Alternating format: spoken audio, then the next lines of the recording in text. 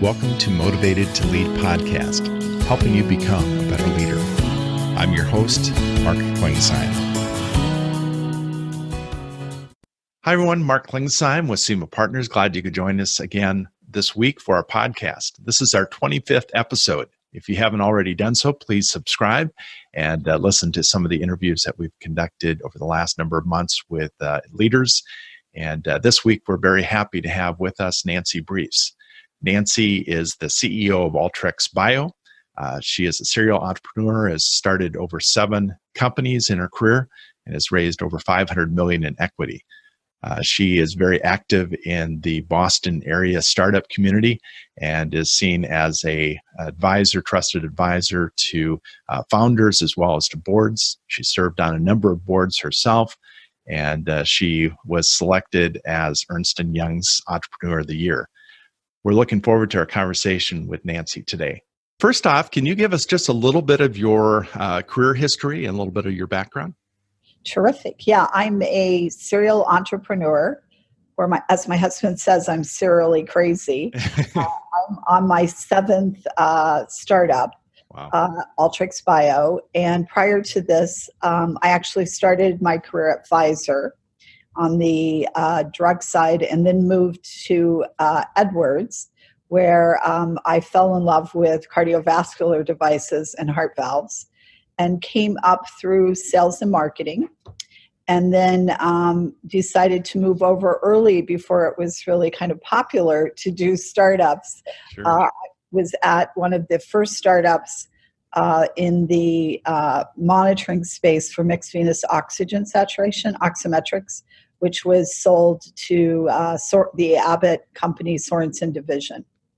Great. So I've spent my whole career kind of looking at innovations, partnering with physicians and scientists to bring new technologies to the market. Nancy, if you were able to go back and talk to a 22-year-old self, knowing what you know now, what advice would you give yourself? I think the advice I'd give myself is to find your passion, and then make sure that in the journey you enjoy the ride, so to speak. There were times where I found myself being a complete workaholic and did not really have good balance in my life. So I think that doing that today is really important. And actually, I think the millennials are probably better equipped to do that than maybe we were in my generation. Any advice that you received now looking back you would have ignored? I would say the only advice I would have ignored was when I was very young, the more established people in the industry said, oh, you're too young to do that or to take that risk or try that project. And I would say you need to ignore that. And it took me a while to really get the confidence to get through that early in my career. So I wish I would have ignored it earlier. The importance of mentors in your life, thinking back on people that have made an impact on you. Who are some of those people, and how important is it for a new CEO to have mentors in their life? I was lucky throughout my career because I had some really great mentors. One of the early mentors I had was Howard Polofsky at College and Corp. Howard spent a great amount of time mentoring his management team and really teaching us about business and how that translated into what we were doing on a daily basis. It was before I'd gone to get my MBA, so it was the first time I really got a look at P&Ls and understanding that it wasn't just about building great technology, but also something that could be a viable business. So he was a very early mentor to me before I became an entrepreneur. Once I became an entrepreneur, one of the early VCs that invested in me that taught me more than anyone was Jack Gill, who was formerly at Vanguard. And he had an incredible knack for being practical, but also making sure that you learned through every experience and that you reconsidered all of the, you considered, I shouldn't say reconsidered, you considered all the options when you were thinking about strategy.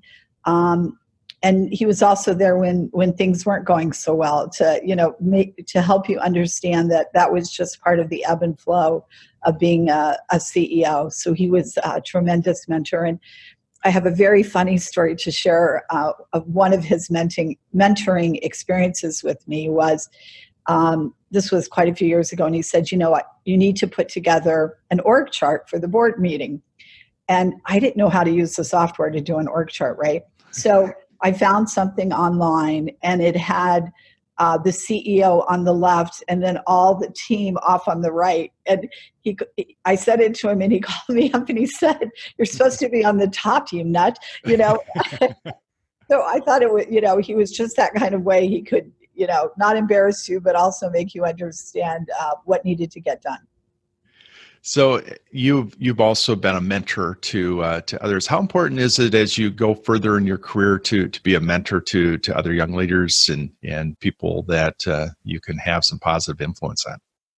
For me, I feel it's an absolute must. I think that we need to give back and pay it forward to the next generations and the people coming up behind us. So I have taken it very seriously. I every year mentor anywhere between 3 and 6 first-time CEOs, and to different degrees. One of the terrific programs we have in Massachusetts is called Mass Next Gen, which is a program specifically organized by the state for first-time female CEOs. So that's been, we're in our second year, and the first class did extremely well. 4 of the 6 have raised money, and their teams are off and operating. So that's been good. But I also have done a fair amount of mentoring for male CEOs as well that I do individually. You're looking at, you've built a number of teams over the years as far as executive teams. What advice would you give someone who's maybe putting together their first executive team, and what are some tips that you would give to a new CEO? I think the most important thing when you're building the team is to understand before you start that process what kind of culture you're trying to build and your lead and what kind of leader you are, because there are a lot of people that have the skill set that can fit the jobs that you're looking for, but they may not have the right cultural fit. And at a startup, it's such an intimate business experience because you spend so much time together. So I start first with what kind of culture am I trying to build? Then look at the needs of the organization, find people that have the skill set, but spend a lot more time on, are they the right fit? You know they can do the job. You want to figure out, will they do the job? And then most importantly, will they do it in your culture?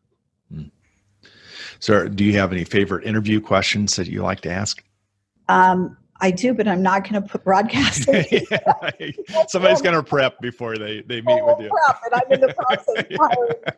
I better not do that. What I can tell you is one of the things process-wise that I do is I make sure everyone who's currently on the team meets the new potential hire, even if it means having 7 or 8 interviews, because I want the whole team to feel ownership that this is somebody that they want to work with and they feel comfortable with. And then we do have a kind of inside story that the last question I ask everyone is, would you feel comfortable getting on a plane with them and flying from Boston to San Francisco for 6 hours? Because if you don't, then that's usually a signal they're not the right person. That's a great one. So is your thinking back when you first started working with boards, and I know you've sat on a number of boards. How many boards have you sat on in your career? 9 plus 3. So right now, and I'm on 3 right now, so about 15. Okay. So a new CEO coming in maybe has never worked with a board before. What advice would you give someone as they're looking at that, and how would they navigate it? I think the most important thing is to consider the board members your partners. Mm-hmm. The long journey building technology companies, whether it's a device or digital health or a biopharma. And you're going to be with these people for a long time because they typically are your investors as well. So I always tell them to think about it as a long-term business arrangement. The other thing that I encourage first-time CEOs to do is to have an independent board member, which is typically the role I've served on boards. Mm-hmm. The reason for that is you can have someone as a first-time CEO besides your mentors that you can go to ask questions and to be able to admit, I don't know, I'm stuck. What have you done in similar circumstances? Bounce ideas off. And also gives you someone who could be the conduit to the board if you're having communication issues or something that can help as well. Okay. As you're thinking about your own development and growing as a leader, are there any books that come to mind that you think would be valuable for somebody starting out or maybe midpoint in their career that have been influential in your life? Well, there were two books. They're very kind of, I would say, almost gold standards in the industry by Dale Carnegie. Because again, I started in sales and then came up through management. And the first one was How to Win Friends and Influence People. I think it's so important. I mean, the job of the CEO really is to win over your team, your investors, in some cases, the public, if you're going public, and you constantly need to be the spokesperson for your organization. I think that was a really good book. The other one that I read early on was Art in Medicine by Alan Emery. And I think it's important that people understand that what we're doing in healthcare is, isn't all science. There is a lot of it is still the practice of art. And I think that was a very good book for me, particularly because I was running a lot of development teams, to understand that everything isn't an algorithm, right? That there is indeed art to the process. And that reminded me, I think, to have a bigger view of the business. And then later in my career, I read another Dale Carnegie book, How to Stop Working and Start Living, because I was a workaholic. And I tend to read a lot in industry publications. I still read Fortune and the Wall Street Journal and constantly trying to pick up both leadership, best practices, and general business knowledge. So outside of work, you mentioned about early on you're a workaholic and that it sounds like you've got more balance in your life. It's always interesting to hear what people do outside of work to kind of decompress and get re-energized. What do you enjoy doing outside of work? So I would say my number one relaxation is my family. So I'm the mother of 2 daughters, and I have 4 stepchildren. My husband was a widower. And they really force me to be in the moment and what's going on. And so I like to spend time with them. We're a fairly athletic family, so we ski in the winter, and we have a lake house where we swim and boat in the summer. So I find family and sports are the things for me. I like to play golf, but I'm not very good. So yeah. Sometimes I find it's more frustrating than relaxing. I do like to be on the golf course too. So any parting advice that you would give a leader?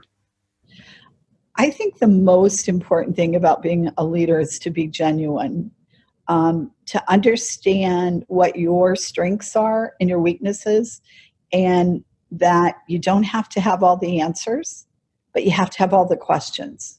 So if you really think about your business and the questions, that's the most important part. And then I'd like to treat my team as my equal. We're in it together. It's a team effort. It's never happens on its own. And I also like to hire people that are smarter than me, because I find, motivating them is very easy. They know what they're doing, and you get, more of a synergistic team. Great. Well, thank you, Nancy. This has been a lot of fun, and definitely appreciate your thoughts and your insights, and wish you continued success in your career. Well, thank you very much, Mark. Have a great day.